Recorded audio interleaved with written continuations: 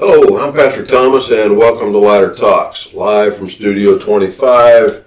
Today is Saturday, October 19th, a Leader News Saturday. If you don't have a copy of the Leader News, go get you one. If you're not subscribing, you should subscribe. I don't know what to tell you, but if you want to stay informed, you have to read the paper. And if you want to at least get a different perspective on what's in the paper, watch Ladder Talks. If you're not following or joined Arkansas Live, that's where I will talk about the Arkansas issues and the national issues. I'll really get political there. If you don't know it already, I am a Republican, and I've got a lot of Democrat friends, and some of them don't like it. I do follow the Republican Party.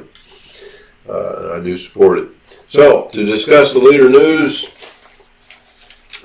once you get your copy of it, if you haven't already, you're going to see two articles in the Leader News about the schools. One about Jacksonville North Pulaski School District and one article about the Pulaski County Special School District. You're going to see other items in here that I'm going to talk about briefly. The Pulaski County Special School District article, I'm going to come back to it later in a separate segment. So to get right into the Leader News, on the front page, the building schedule in school district is on track right here. What you're going to find out in that article is that they're talking about the fact that we've already opened up Bobby Lester, we've opened up the high school, we're now just demolishing the Linda Lane previous Jacksonville High School. And we're going to build a middle school and an elementary school there, and then we're going to build some other schools after that to replace some of the remaining elementary schools. We're going to build all these schools at one time. Now, I want to make a point about this schedule that we have here. Some of these schools are being built so close to each other, and I mean time-wise, not close proximity, but time-wise. I'm concerned that our grandchildren are going to have to be paying for new schools like we are all over again. The ideal thing to happen is that you replace something, let's just say every 10 years. In fact, when you look back at the previous schools, we were building schools in this community about one every 10 years. It's fuzzy math, but go back and look at it. It was about one every 10 years. Jacksonville High School that's just been recently torn down, demolished. It was built in 1969. It lasted about 50 years. None of us, I won't be here 50 years from now. I don't want to be here 50 years from now. Our grandchildren will have to worry about this. For those that are still living in the area and owning properties and living here. So, ideally, if you buy 4 tires, they're all going to wear out at the same time. I think that's a good analogy to what we have going on right here. We're building all these schools at the same time. They're going to wear out. So take it for whatever you want out of that. Just keep in mind, our grandchildren are going to be dealing with replacing these schools all at once, most likely. Hopefully, 30, 40 years from now, somebody's got a plan to either remodel or rebuild and to set up a schedule, set these schools up on a schedule. It's painful to replace all these schools at one time like we're doing. So, Pulaski County Special School District pleased that the grades have improved. Excuse me. That's what I'm going to come back and discuss later. All right, so let's get on into the rest of the paper here. Next Saturday is a drug take-back, prescription drug take-back. I don't know if you dropped a few ounces of marijuana in there. I don't know if they would go chase you down or not. Take your chances. But this is a prescription drug take-back. Over at JPD, if you're not aware of it, they have a box there at the front door. I've never heard of anybody ever be questioned about what they put in that box. So take it over there, put it in there, just don't flush it down the toilet. So those prescription drugs get into our water streams and everything else that we're dumping in the water streams What we don't want to do is dump in there a bunch of synthetic prescription drugs that you don't know what, we might have some two-headed cows that are drinking that water. Who knows? We don't want that to happen. Moving over to the editorial section, more must speak out. I don't mind telling you, I did not read this More Must Speak Out article because it's about Turkey and the Kurds and some other things. I may comment on that later, but in the lower section over here, it says Price is Right. I'm not sure if they're saying Dr. Price is Right or if they're advertising a game show, Price is Right. Price is Right gets results.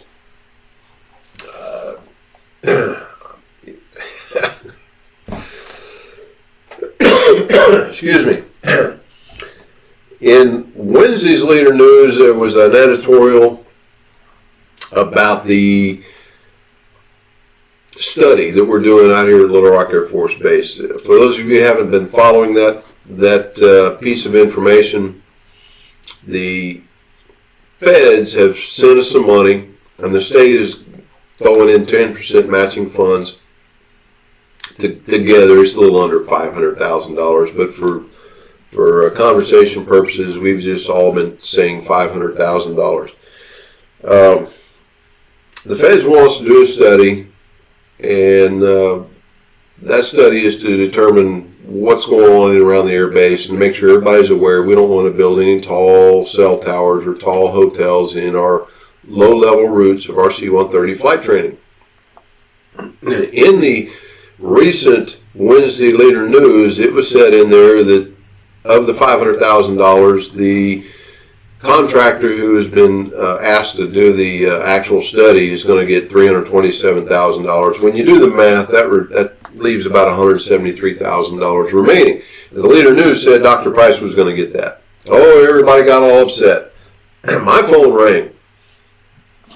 Why is Dr. Price getting $173,000? Well, I went and did a ladder talk not long after that article was out, and I pretty much said that's probably an error. They didn't mean to say Dr. Price is going to get $173,000.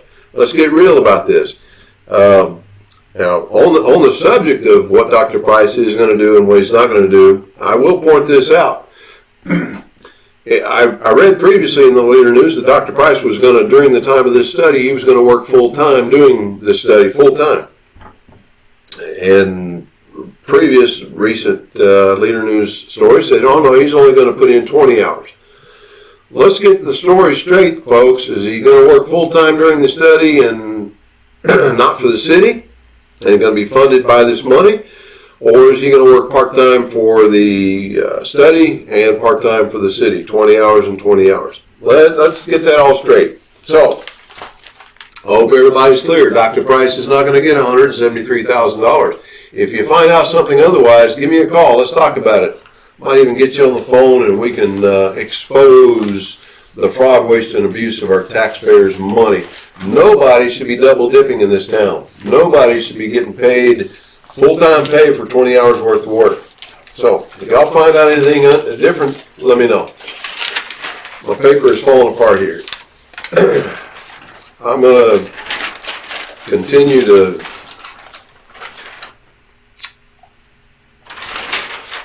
move on, and pretty much I think that's going to wrap it up.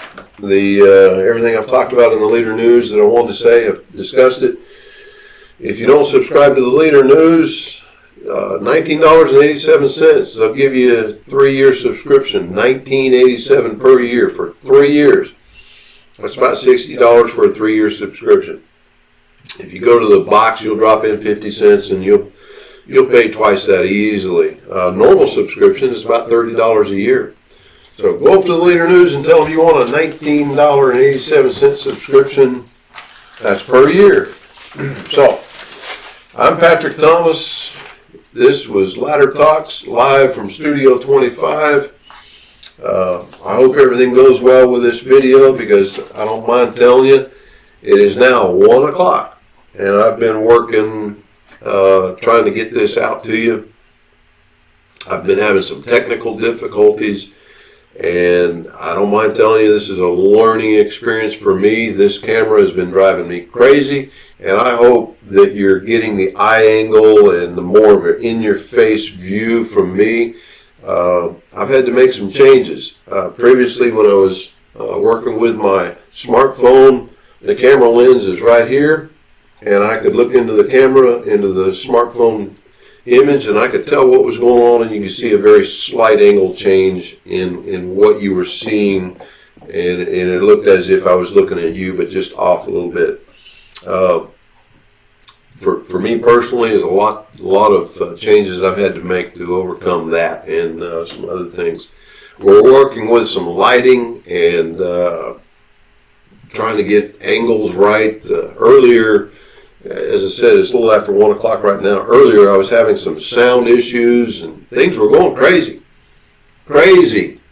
So, I hope this video turns out all right. If it does, I'm going to upload it and I'm going to move on to the Pulaski County Special School District story. The conversation about that is going to be about data, statistics, demographics, schools. I'm going to talk about average teacher experience per school, and I'm going to get on to the discipline in the home and some of the issues that today in the year 2019 we'll be dealing with compared to back in the day whenever I was in school and when some of you was in school even further back in time than that.